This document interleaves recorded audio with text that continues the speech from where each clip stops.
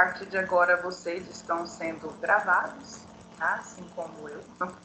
Tá, pessoal, bom dia oficialmente para todos. Sejam bem-vindos. Para a gente começar hoje, professora Angelina, a senhora está por aí, quer falar um bom dia para os meninos?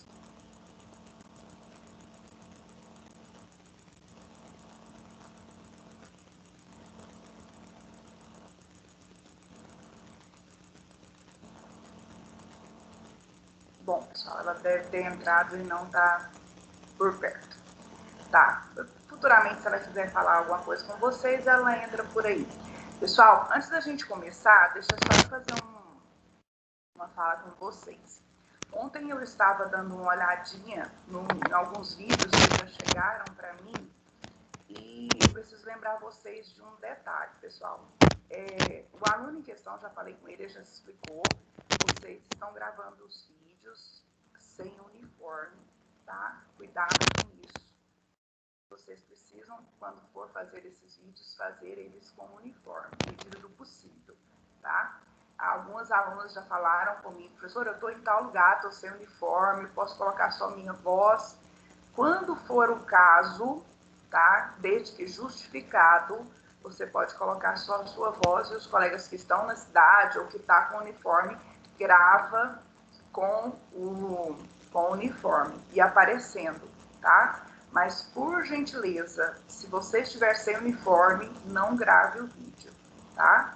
Porque é motivo para depois alguém puxar a nossa orelha por conta disso, tá? Então, como esses vídeos acabam, né, tendo que ser divulgados para a coordenação, pode ser que depois elas puxem a minha orelha por conta disso, tá bom? Então, quando forem gravar os vídeos, quem não gravou ainda e for enviar, se estiver sem uniforme, não apareça em frente às câmeras, ok? Se possível, com uniforme bonitinho, cabelo amarradinho, como deve ser, tá? Não vamos dar motivo para os outros pegarem no nosso pé. Eu procuro fazer o que eu posso, eu não posso para que ninguém pegue no meu pé. Então, eu aconselho vocês a fazer o mesmo, viu? Porque mesmo assim a gente acaba deixando, dando motivo para alguém acabar pegando no pé da gente. Né? No caso, eu já falei com o rapaz, com o aluno, ele já se explicou, tá? Eu entendi, mas vocês que não fizeram ainda, não façam seu uniforme. Se for aparecer lá de frente à câmera, esteja com o uniforme, por gentileza, tá? Respeitando as normas do Colégio Militar, ok? Era isso. Pessoal, para a gente começar, né? Ontem a gente começou e parou muito rapidinho, porque estava assim, meio crítica a situação, né? Para a gente começar a falar hoje sobre o regime militar, alguém de vocês teve curiosidade de dar uma olhadinha, de tentar se inteirar do assunto para que me ajude hoje a ministrar essa aula? Além da Eduarda, que falou ontem, tem mais alguém que teve a curiosidade de dar uma olhadinha ontem à tarde sobre o conteúdo e sabe pontuar alguma coisa para a gente sobre o regime militar brasileiro, de 1964 a 1981? Alguém sabe falar alguma coisa? Não?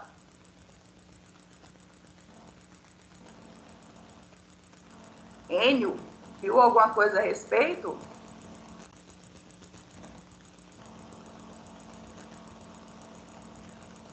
Professora, Oi. eu dei uma pesquisada e eu vi que o início da Ótimo. ditadura militar começou no dia 31 de março de 1964, Sim.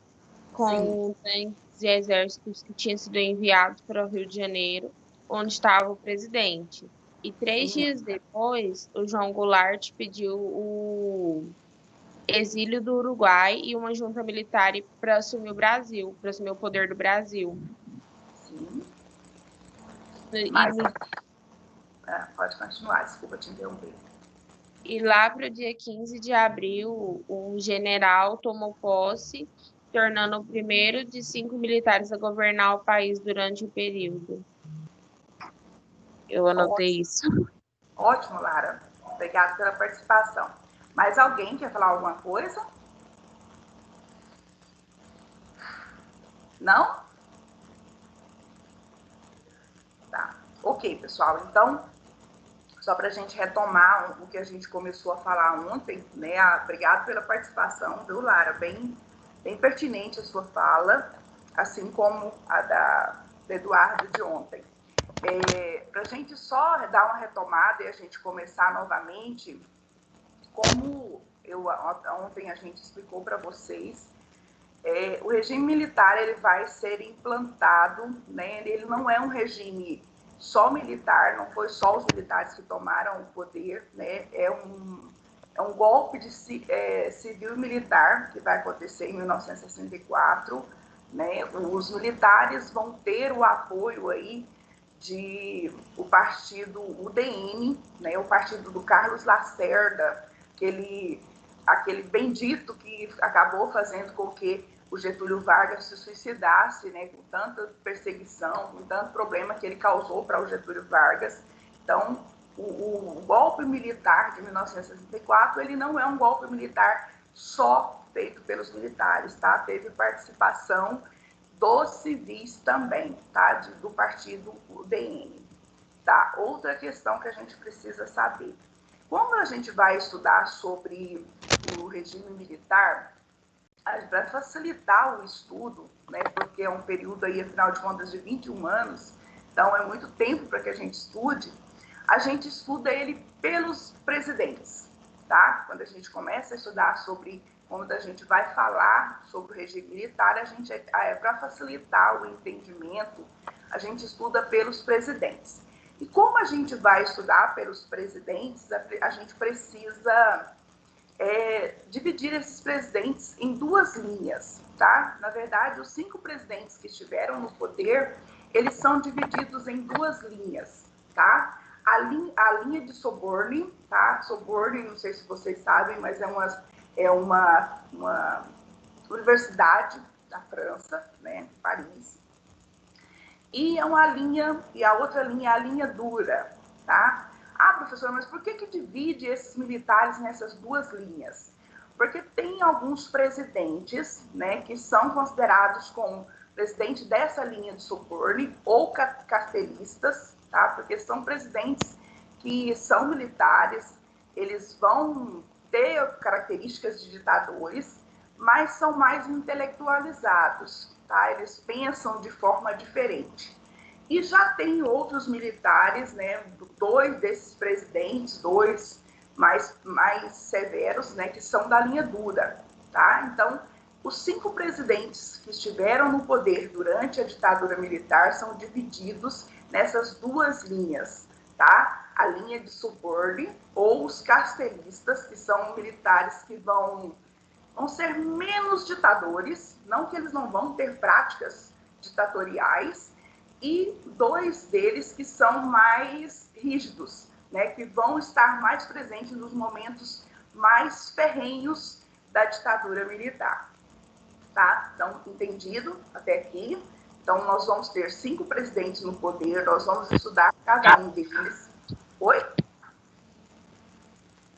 Alguém falou alguma coisa? Não? Tá. Então, a gente estuda, quando a gente vai estudar o regime militar, a gente estuda por presidentes, para facilitar o entendimento, mas para a gente facilitar mais ainda, a gente precisa entender que tem 2 presidentes dessas duas linhas, tá? Como a Lara acabou de falar, a ditadura militar, ela vai ser... o golpe militar vai acontecer no final de março, só chega um presidente no poder em abril, tá?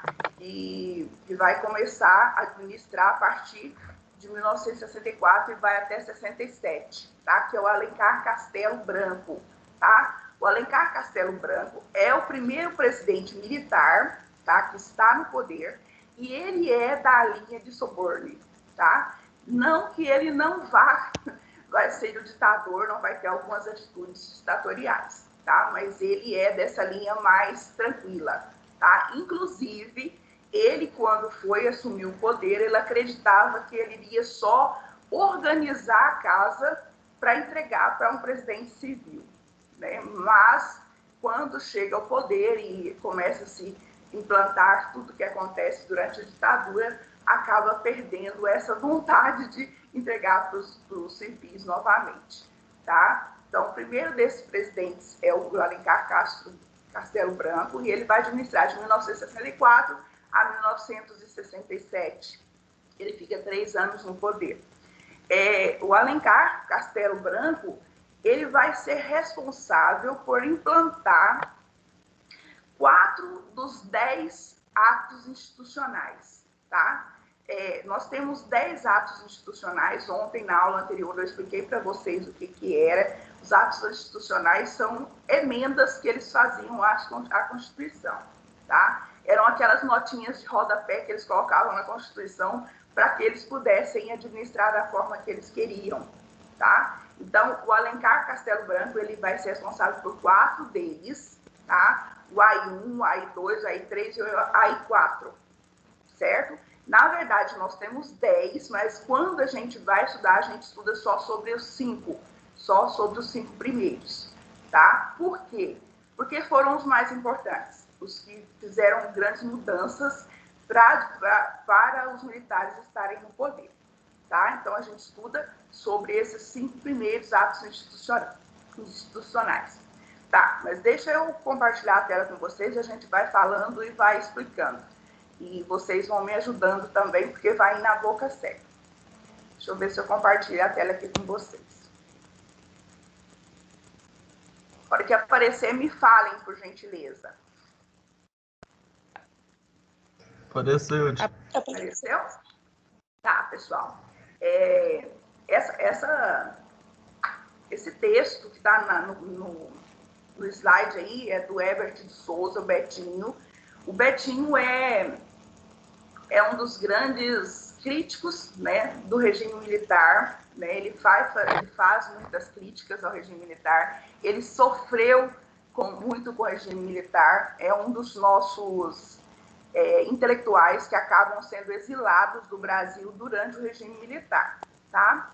Alguém poderia ler para a gente, por favor, o que o Betinho fala aí, nesse texto dele aí? Por favor. Então vai lá. Em 64, a nação recebeu um tiro no peito. Um tiro que matou a alma nacional. Os personagens que pareciam fazer parte da história do Brasil como nós imaginávamos, esses personagens de repente sumiram, ou fora do poder, ou presos, ou mortos. Em seu lugar surgiram outros que eu nunca tinha visto, idiotas que nem mereciam ser notados. Aí veio a percepção clara que o Brasil tinha mudado para sempre. Havia sido cometido um assassinato político. Ali morreu um país, morreu uma liderança popular, morreu um processo. Não se matam somente as pessoas, também se matam os países, os processos históricos. Tá, pessoal. O que o Betinho fala, e isso é muito claro, né? Porque, o que ele tenta passar com esse texto? Ele tenta falar que tudo que tinha se conquistado até então acabou se perdendo, né? O país que tinha sido construído até o ano de 1964, com todas as vitórias, todas as lutas que tinham acontecido para chegar onde estava, acabou morrendo, né? E a partir de então, na concepção dele, começou um novo país, né? Matou o antigo Brasil e começou um país novo a partir de então. Tá, pessoal, continuando. Para a gente entender um pouquinho sobre esses governos militares, né?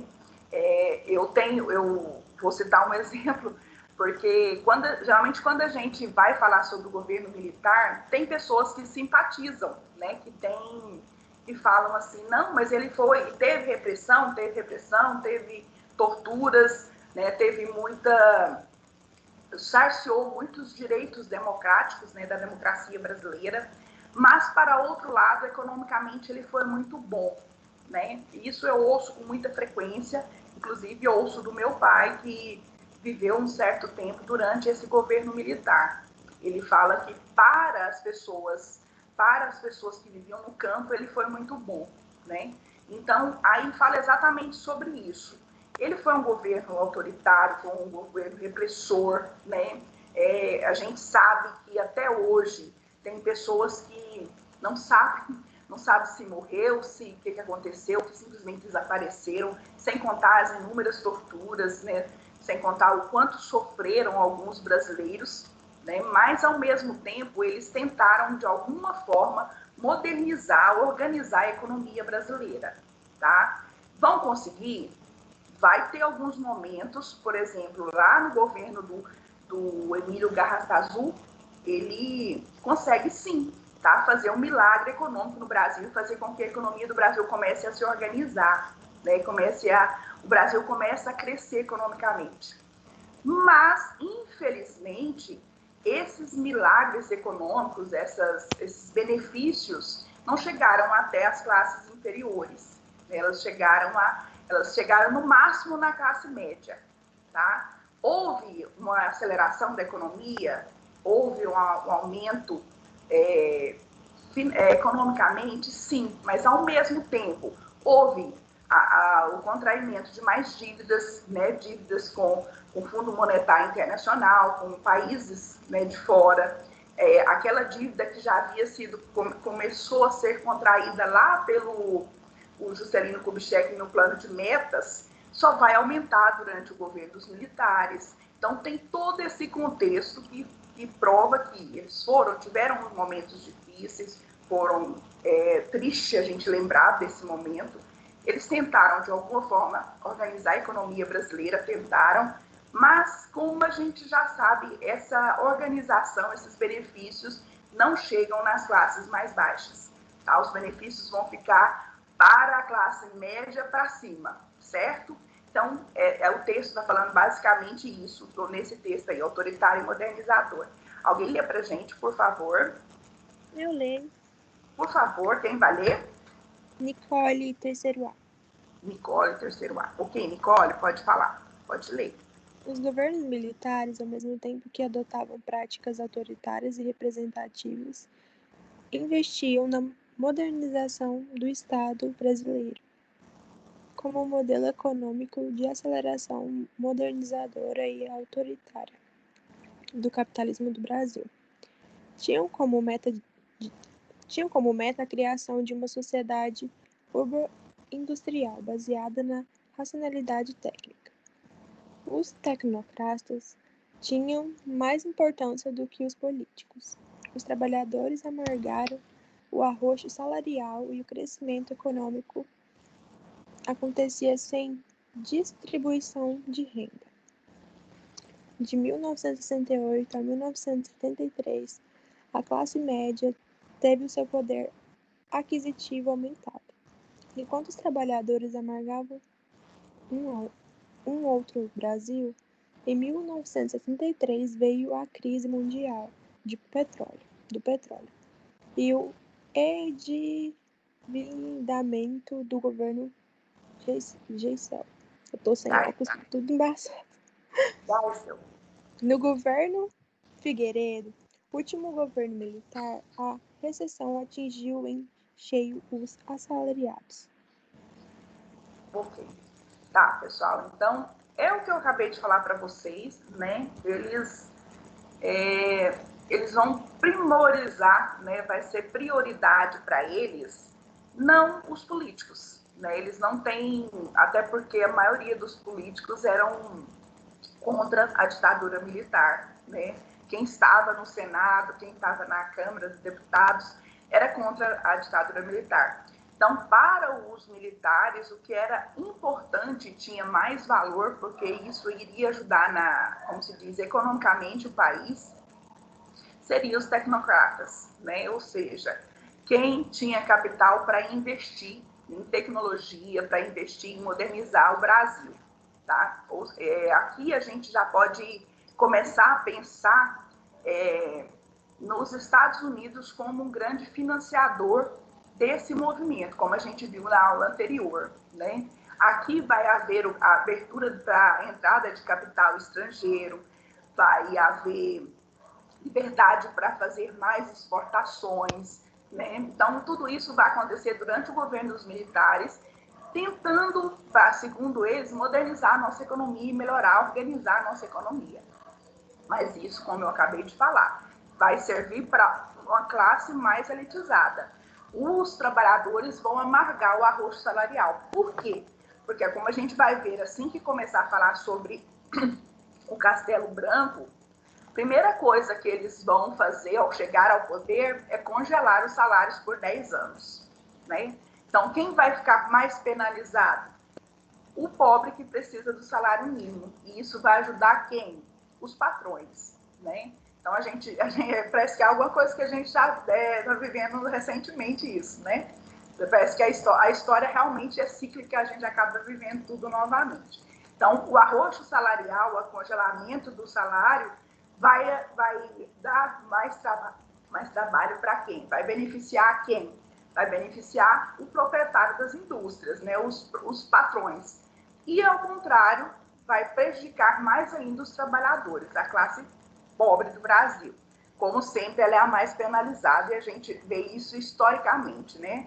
Só vai mudando de ano, de forma de governo, e a gente sabe que a classe trabalhadora sempre é a mais penalizada.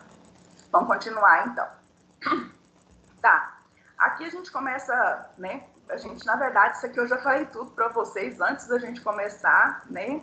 É a construção da ditadura, então vou só falar rapidinho, né?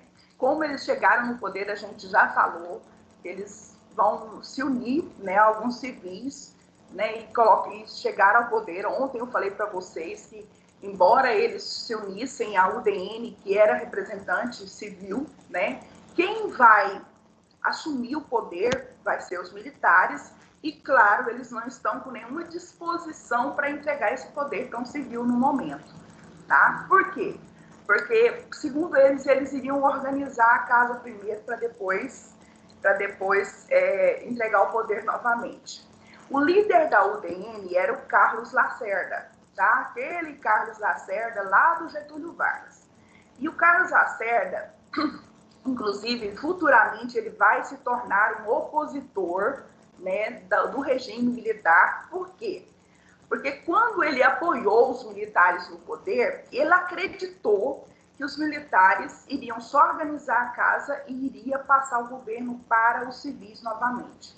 Acho que, de certa forma, provavelmente, como políticos, né, eles devem ter feito essa promessa para ele. Mas não acontece isso. E a partir do momento que não acontece eles voltarem no poder para os civis, o Carlos Lacerda vai, juntamente com alguns ex-presidentes brasileiros, tá? Como, por exemplo, o Getúlio Vargas, Juscelino Kubitschek, o Jânio Quadros, eles vão fazer uma oposição ilegal ao regime ditatorial. Tá? Inclusive, eles vão ser exilados fora do Brasil justamente por isso. Tá? Então, tem esse apoio, tem um apoio, mas, na verdade, eles vão ser só, como que eu vou dizer? Vão ser só uma escada para eles chegarem no poder. E isso vai gerar outras coisas depois. Como eu já havia falado para vocês, né, em abril, assim que o Castelo Branco chega ao poder, né, ele vai instituir o primeiro ato institucional, né, que é um conjunto de leis que era promulgada para alterar a Constituição, né, para fazer valer as vontades dos militares. Então, assim que o Castelo Branco chega ao poder, ele edita o primeiro, tá? O primeiro desses atos institucionais. Durante o governo dele, como eu disse para vocês agora há pouco, ele vai instituir 4, tá? Desses 4, os mais repressivos, né, que demonstram muito claramente que o Brasil estava vivendo uma ditadura, né, vai ser o número 2 e o número 5, tá? Ao todo, durante o regime militar, durante os 21 anos do regime militar, vão ser instituídos 10. Mas desses 10, são 5 os mais representativos, os que a gente vai estudar, tá? E dentro desses 5, os mais severos e que demonstram que o Brasil vivia realmente uma ditadura militar é o 2 e o 5, ok? Os militares optaram pelo alinhamento, claro, como eu disse para vocês ontem, né? O alinhamento ao bloco ocidental, ou seja, ao capitalismo dos Estados Unidos. E ontem a gente falou sobre isso, né? Eu comentei com vocês que os Estados Unidos vai não só, inclusive a gente leu também um texto, ele não só vai ajudar financeiramente, né? Inclusive vai ser um dos nossos grandes credores, né? E a gente sabe disso. ele vai ajudar não só enviando armas, tentando ajudar para que não houvesse uma luta armada, mas ele vai ajudar de outras formas também, né? Esse alinhamento não vai sair gratuito para o Brasil, tá? Por exemplo, durante os governos, eles vão fazer abertura para exportações, para entrada de capital estrangeiro no Brasil. Eu não sei se vocês se lembram, se vocês leram alguma coisa, quando vocês foram fazer aquele trabalho dos governos populistas, que a gente fez lá em Atualidades. Eu não sei se vocês lembram, mas o governo do João Goulart, né, do Jango, ele editou uma lei que proibia, que limitava a quantidade de capital estrangeiro que era gerado no Brasil, de sair do Brasil. Ele estipulava quantos por cento do capital estrangeiro que estava sendo gerado no Brasil ficasse no Brasil, né? E um dos governos vai revogar esse edital, ajudando quem? Os capitais estrangeiros que estavam sendo investidos no Brasil.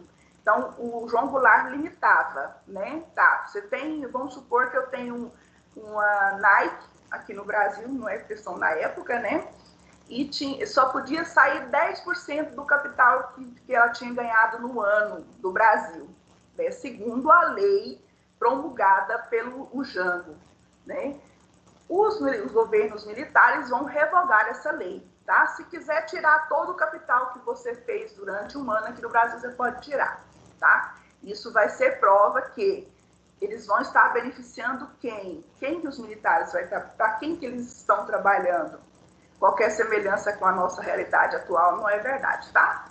Não é mera coincidência, tá? Então, eles vão estar beneficiando os grandes capitalistas, né? Eles vão estar tentando organizar o Brasil, mas de olho em manter os grandes capitalistas apoiando eles. Ok, pessoal, até aqui? Sim. Sim? Ok. Posso continuar? Oi? Pode. Posso? Então, vamos lá, né? Tá, vamos começar lá pelo AI1 aqui, ó. Vamos ver o que esse danadinho, o que foi o que o Castelo Branco conseguiu instituir com a AI1. Alguém lê para nós, por gentileza? Eu leio, professor. Quem? Kathleen. Kathleen. Ok, Ai. pode ler. Nomeação do Gen. Bert de Alencar. Castelo Branco para a presidência. As constituições estaduais e federais seriam mantidas. A eleição do presidente e vice passaria a ser efetuada pelo Congresso Nacional. O presidente passava a ter amplos poderes para remeter ao Congresso sugestões para a reforma da Constituição de 1946.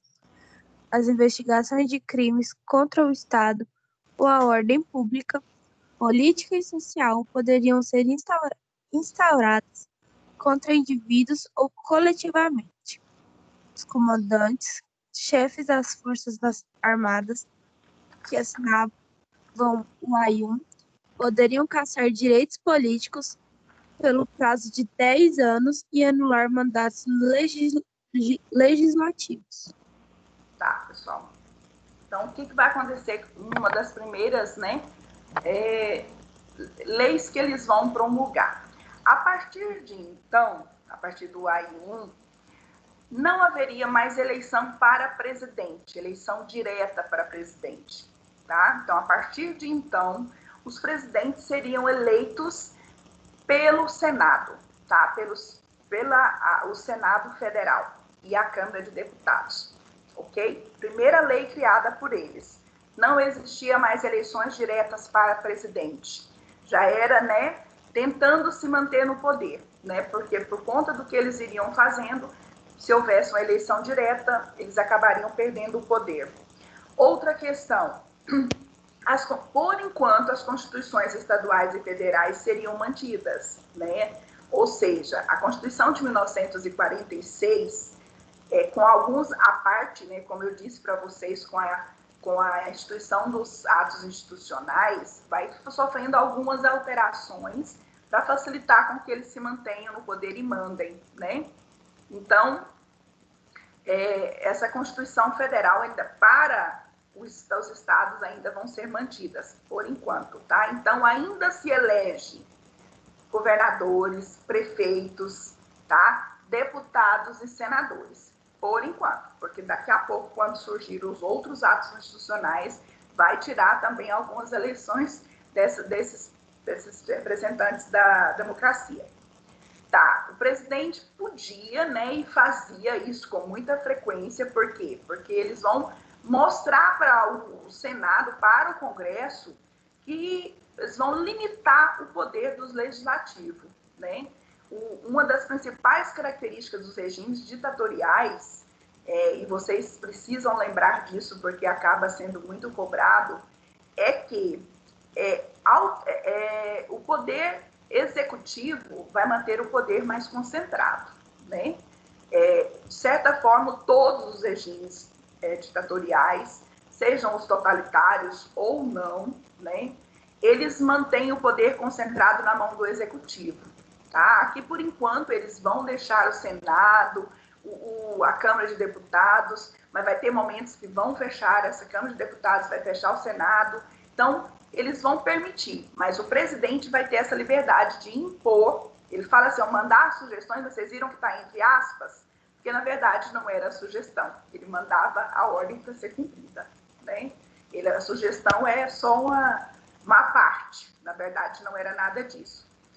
A partir de então, eles criam, como eu disse para vocês, foi criado vários serviços, o SNI, vai surgir várias formas de investigar e começar a punir, né, quem era contra o regime militar, quem eles achavam que era ameaça para o regime militar.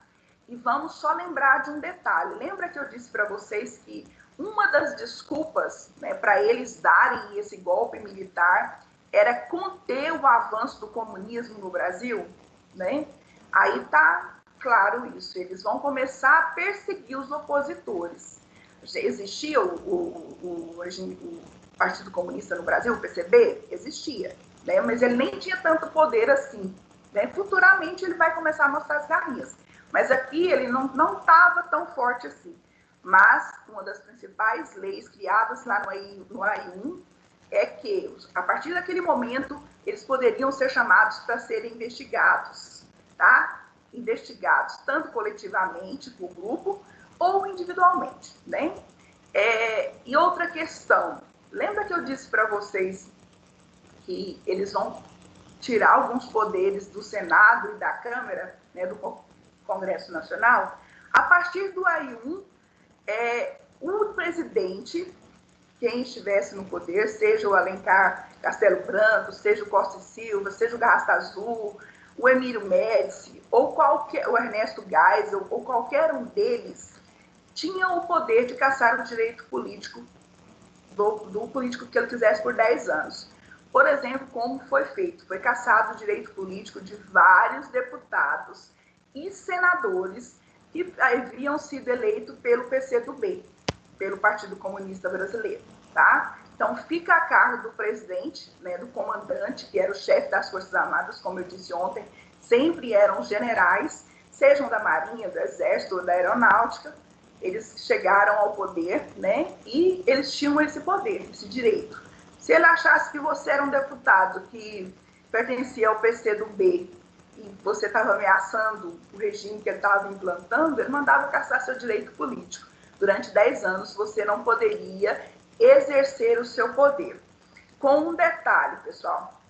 Aqui eu coloquei caçar com C cedilha, tá? Mas na maioria, se não em todos, ele é com 2 S's, tá? Por que com 2 S's? Vou explicar, porque depois vocês vão... Porque eles não só caçavam, né? Eles caçavam o direito político e, geralmente, essas pessoas que eram caçadas politicamente, quando eles não eram torturados, né? Quando eles não sumiam, eles eram exilados ou eram assassinados, né? Então, o caçar esses direitos políticos aqui, como vai acontecer em todos os outros governos, não só no Castelo Branco, é um caçar com 2 S's. porque eles não só caçam os direitos políticos, eles caçam, eles dão sumiço, eles exilam, né? Como a gente vai ver lá na frente. O Juscelino Kubitschek vai morrer no acidente, né? Vai ter ex-presidente brasileiro que vai ser envenenado, outro vai contrair uma doença infecciosa no hospital, e tudo isso a gente sabe que faz parte da mandar sumir com eles mesmos, porque eles faziam parte de um movimento pela redemocratização, tá? Ou seja, eles eram críticos, eles faziam frente a protestos contra o regime militar. Pessoal, até aqui tudo bem? Alguma pergunta? Não, professora, tudo tranquilo. Tudo tranquilo? Tá, pessoal. Então, vou pedir a participação de vocês agora. Eu já expliquei. Ao todo, foram instituídos quantos atos institucionais durante o regime militar? 10. 10. Desses 10, nós estudamos quantos? 5. Os quais são os mais representantes da ditadura militar? 2 e o 5. 2 e o 5. Ok, ótimo. Vamos continuar então. Tá, pessoal, essa imagem é só para mostrar, né, como que eles estavam agindo já, Petrobras sem nenhum comunista, ou seja, viu que lá eles iam caçar os direitos políticos, né, de alguns deputados e senadores, com a desculpa de que eles eram comunistas, né? Eles iam fazer essa limpeza, eles iam varrer os comunistas do Brasil. Tanto é que eles colocam o PCdoB na ilegalidade, né? Quando a gente começa a estudar sobre o ato institucional número 2, a gente vai perceber que eles vão limitar os partidos políticos, né? O Castelo Branco, quando ele implanta o ato institucional número 2, o Brasil passa a ter só 2 partidos políticos, tá? Acaba com o multipartidarismo, como existe hoje até, né? Existe, inclusive, ontem eu estava à noite, eu estou mexendo no Instagram lá, estou vendo, gente, quantos candidatos a prefeito em Iporá vai ter, afinal de contas? Eu fiquei assustada, né? Tem uns 10 candidatos a prefeito. Então, e isso é questão do quê? Do multipartidarismo, né? Então, quando acontece a instituição do ato institucional número 2, eles vão limitar os partidos. Vai ter só 2 partidos no Brasil, tá? Ou seja, a Arena e o MDB. Ah, professora, mas como 2? A Arena é o partido dos militares, tá? É o partido da oposição, tá? E o MDB é o partido da oposição. Nossa, professora, mas como assim? Eles vai permitir um partido de oposição?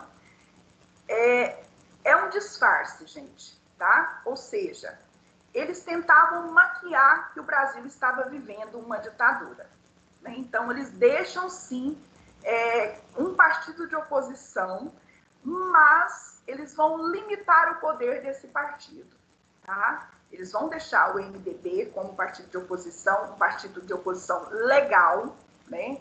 Permitido pelo regime militar, mas eles vão estar, sim, sempre de olho, né? Eles vão estar limitando o que esse partido pode fazer, certo? Então, o que vai acontecer? Aquele multipartidarismo, aquele tanto de partido que tinha, eles se juntaram, né? Os que eram simpatizantes do regime militar foram para a Arena, e os que não eram simpatizantes, que achavam que não deveríamos estar vivendo no regime militar, vão se unir ao MDB, vão se tornar partidos de oposição, tá? Mas, lembrando mais uma vez, existe um partido de oposição. E cuidado, porque isso cai muito em vestibular, tá? Existe partidos de oposição, sim.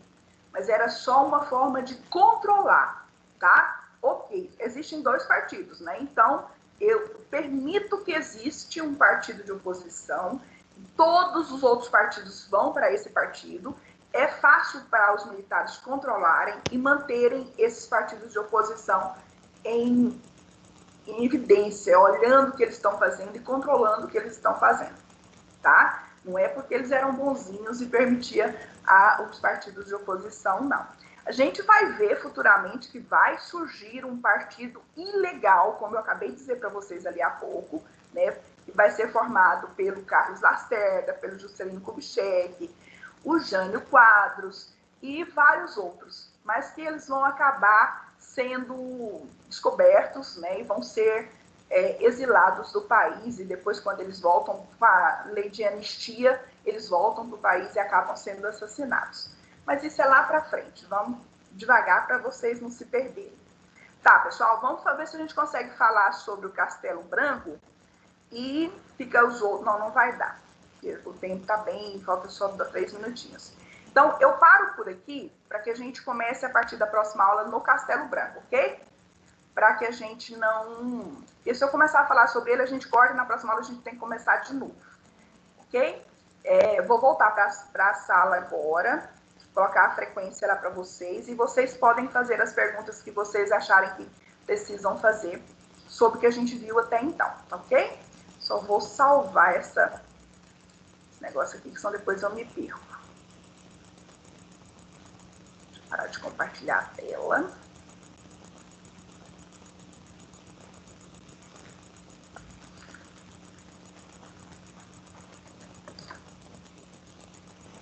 O pessoal tá me vendo a minha pessoa aí agora? Tátia. Tátia? Tá bom, pessoal. Sim. Quem quiser fazer alguma pergunta, estou aberta, pode fazer as perguntas, enquanto eu tento colocar a chamada lá no chat. Se vocês quiserem perguntar, podem ficar à vontade, tá? Alguma dúvida que ficou, que vocês querem perguntar a respeito do que a gente falou até agora, pode ficar à vontade.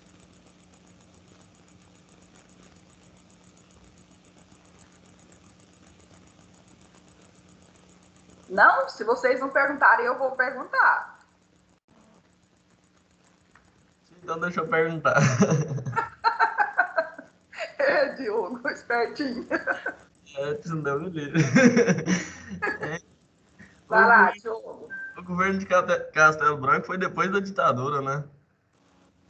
Não, o governo Castelo Branco é o primeiro governo da ditadura. Tá? O primeiro presidente da ditadura. O Castelo Branco ele vai assumir o poder no dia 15 de abril de 1964 e ele vai até 1967. Tá? Ele tem 3 anos de mandato. Ok? Então na ditadura tinha governo. Hã? Então na ditadura tinha governo. Tinha governo, mas tinha teve os 5 presidentes. 5 presidentes militar, durante a ditadura. 5 presidentes militares, né, 5 marechais que estiveram no poder, tá? Pela segunda vez, né, no Brasil, porque quando a gente implantou, quando proclamou-se a República, nós tivemos 2 governos militares, né?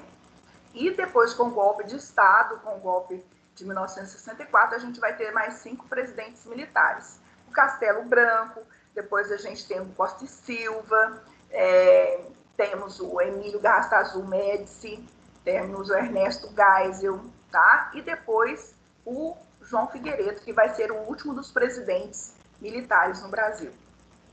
Certo? Certo, obrigado. Por nada. Tá, pessoal.